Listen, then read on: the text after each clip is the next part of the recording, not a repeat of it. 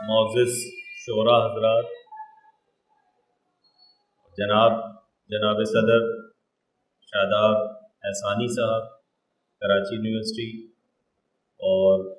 منتظم جناب عارف ہاشمی صاحب اور تمام حاضرین محفل اور تمام ذمہ داران، السلام علیکم۔ الحمدللہ اتحاد حسن معاویہ کے عنوان سے ہونے والا یہ تیسرا سالانہ مشاعرہ ہے، جس میں عید میلاد النبی کے حوالے سے معلم کتاب و حکمت حضور اکرم صلی اللہ علیہ وسلم کی سیرت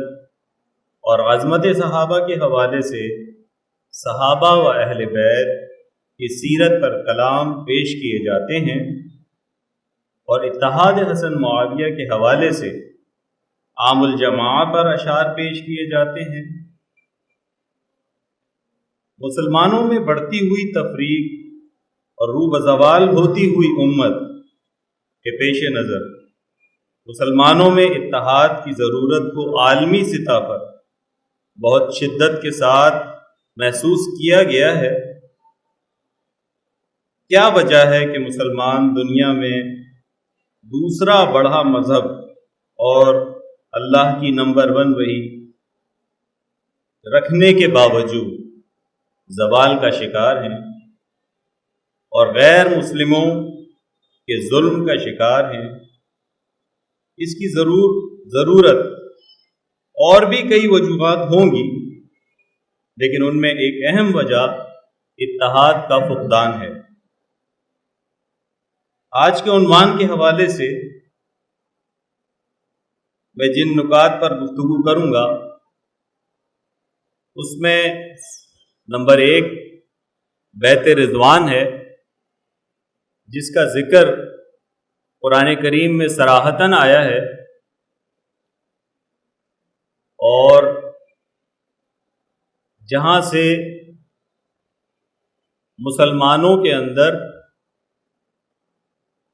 تفریق کی کوشش کی گئی۔ ویسے تو یہ سلسلہ حضرت عمر رضی اللہ تعالی عنہ کو شہید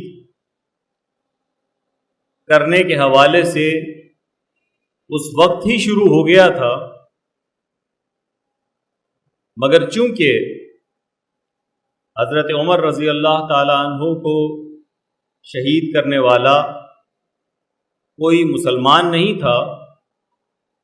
بلکہ ایک غیر مسلم ملعون ابو لولو فیروز تھا، اس وجہ سے مسلمان 2 لخت ہونے سے بچ گئے، اور فرقہ واریت اور افراتفری کی جو آگ منافقین نے پیدا کرنے کی کوشش کی تھی، وہ حضرت عمر رضی اللہ تعالی عنہ کی بصیرت افروز نگاہ کی بدولت بجھ گئی کہ آپ اپنے اوپر ہونے والے قاتلانہ حملے کے تقریباً کم و بیش 3 سے 4 دن حیات رہے، اور ایک کمیٹی بنا گئے 6 اشرے مبشرہ کی کہ وہ اپنے میں سے کسی کو خلیفہ چن لیں، جس کی وجہ سے مسلمان افراتفری سے اور خون ریزی سے بچ گئے۔ لیکن منافقین اسی پر بس کر کے نہیں بیٹھ گئے، اس کے بعد وہ اپنی سازشوں کے اندر لگے رہے، اور اس کا نتیجہ آپ نے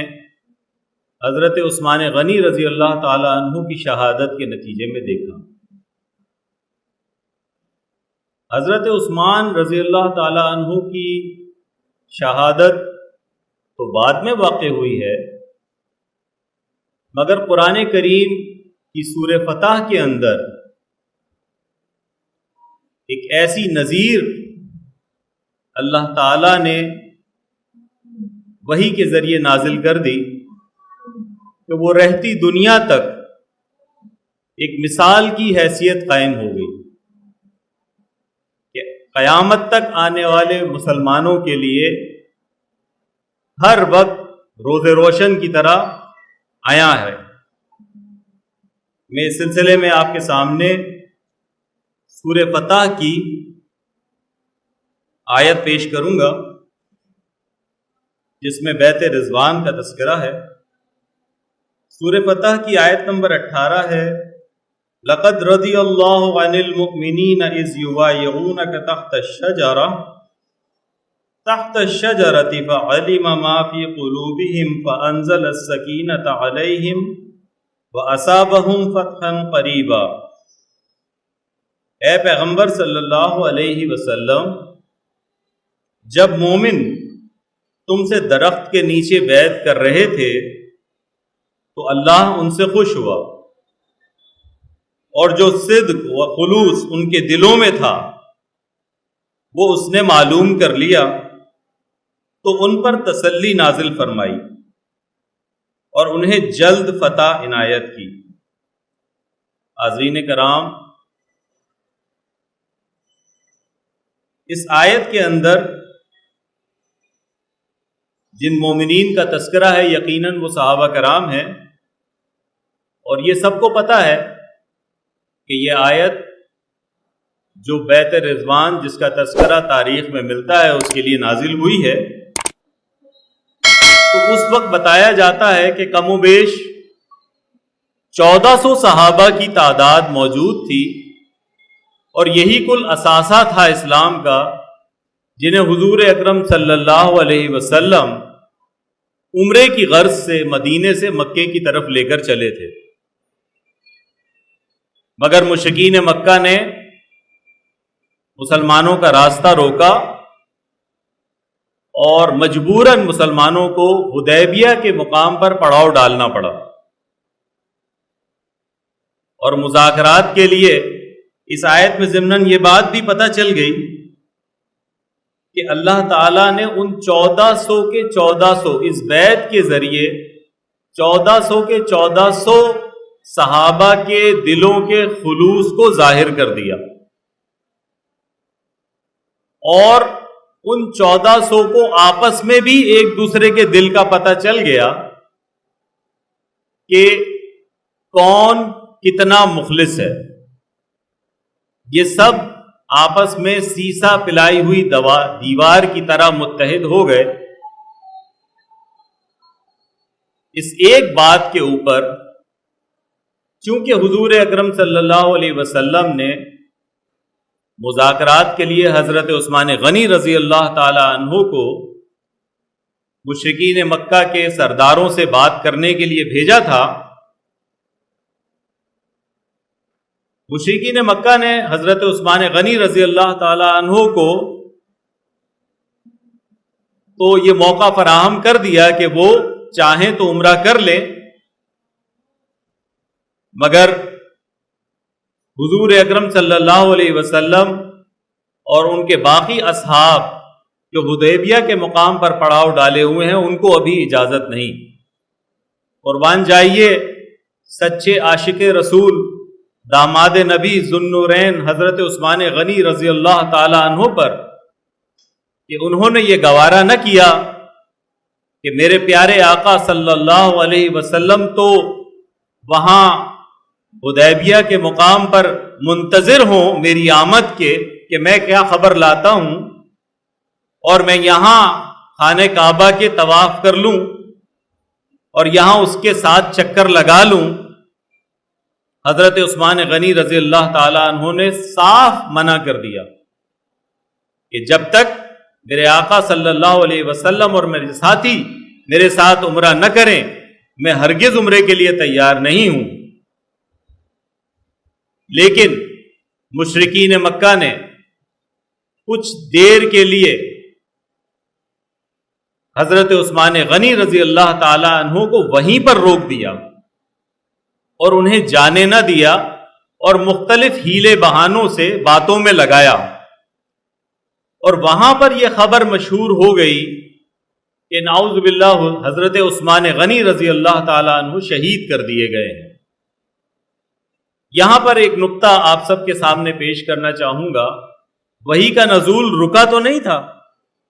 کیا خیال ہے رک گیا تھا؟ رکا نہیں تھا۔ غور سے سنیے گا بات کو،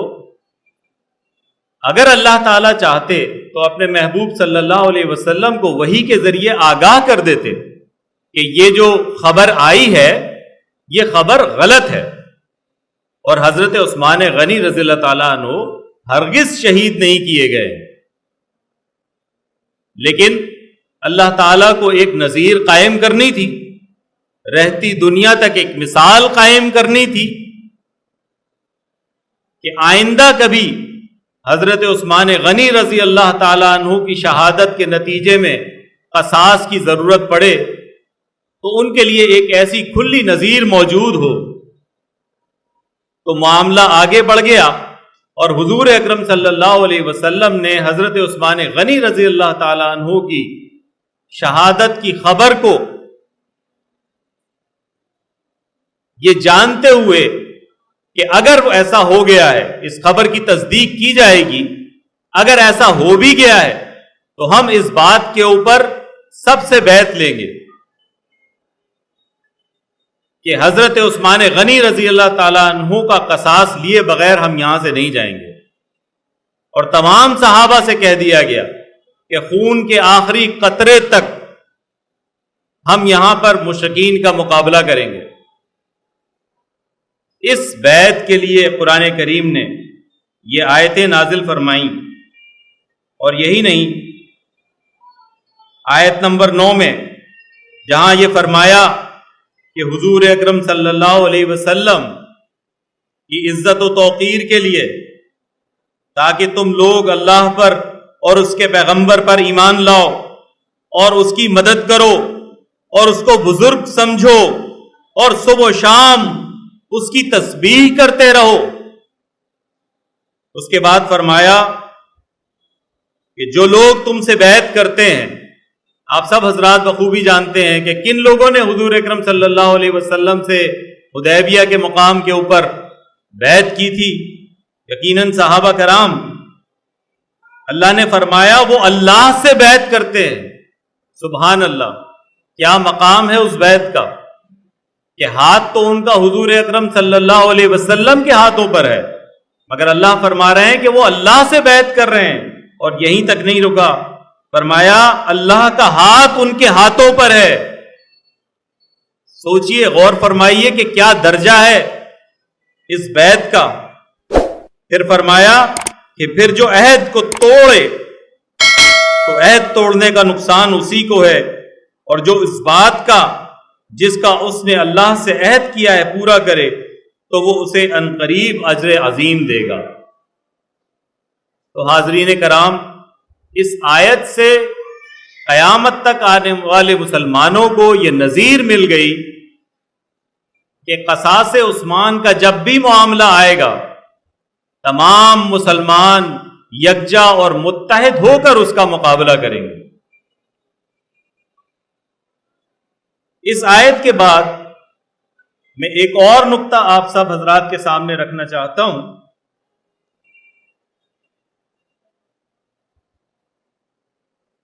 کہ یہ تو وہ مسلمان ہیں جو فتح مکہ سے پہلے تھے، جن 1400 صحابہ کا ذکر میں نے ابھی آپ کے سامنے کیا۔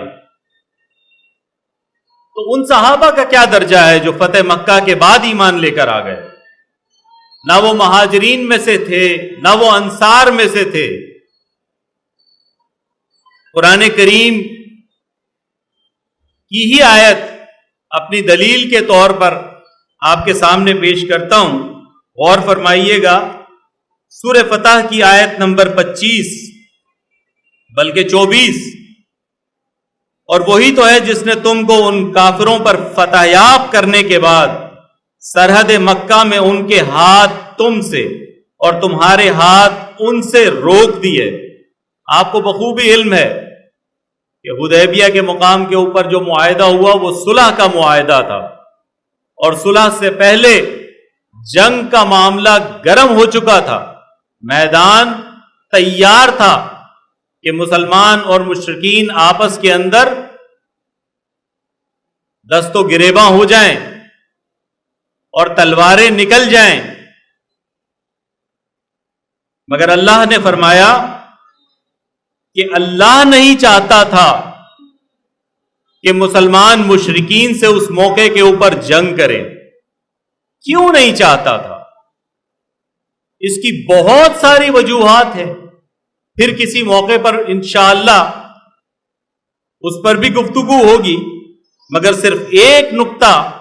جو میں آپ کے گوش گزار کرنا چاہوں گا، جو بہت ہی اہم ہے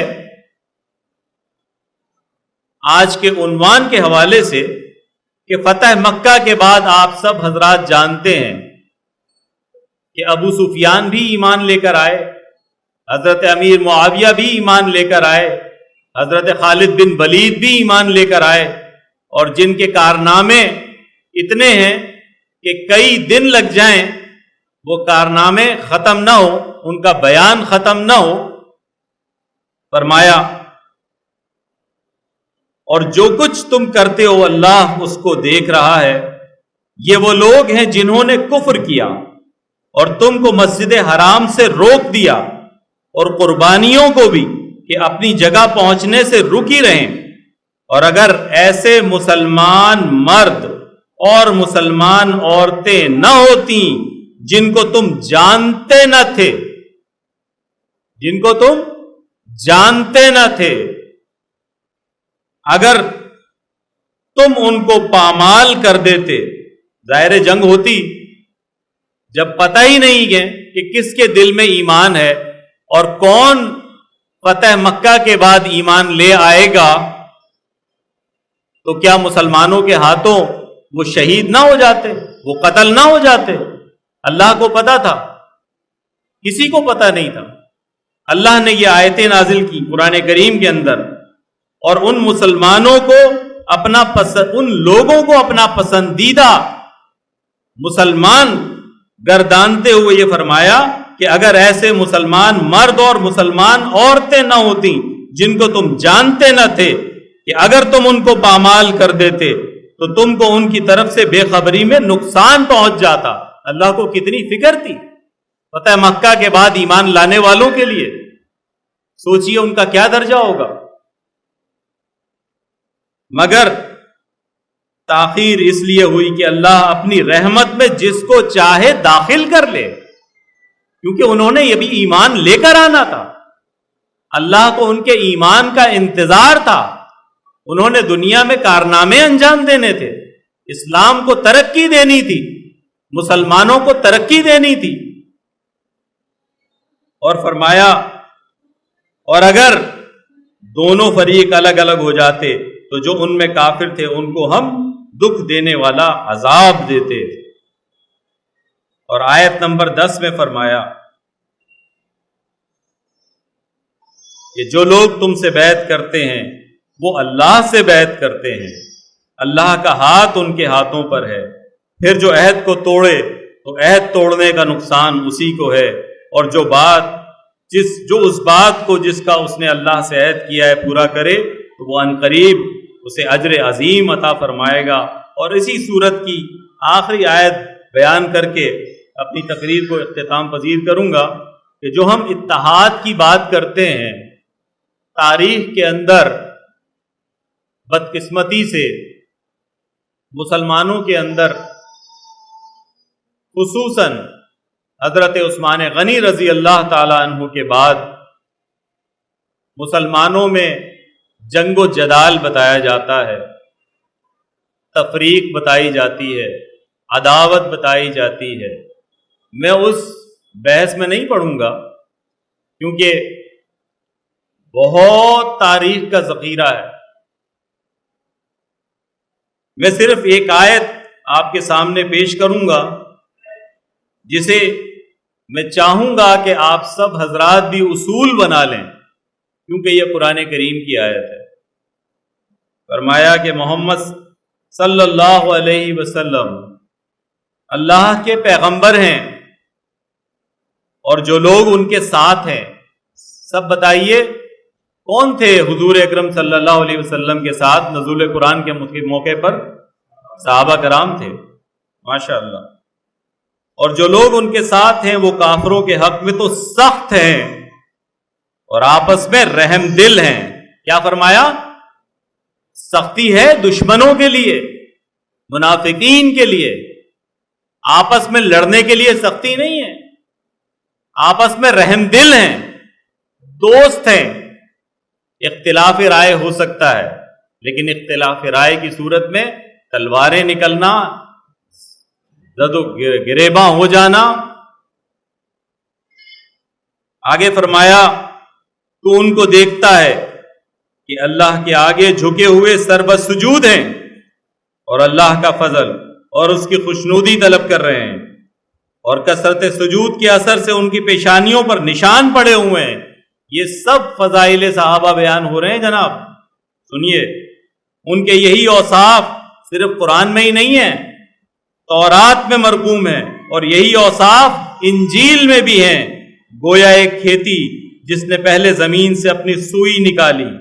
پھر اس کو مضبوط کیا، پھر موٹی ہوئی، اور پھر اپنی نال پر سیدھی کھڑی ہو گئی، اور لگی کھیتی والوں کو خوش کرنے تاکہ کافروں کا جی جلائے۔ جو لوگ ان میں سے ایمان لائے اور نیک عمل کرتے رہے، ان سے اللہ نے گناہوں کی بخشش اور اجر عظیم کا وعدہ کر لیا ہے۔ صدق اللہ العظیم۔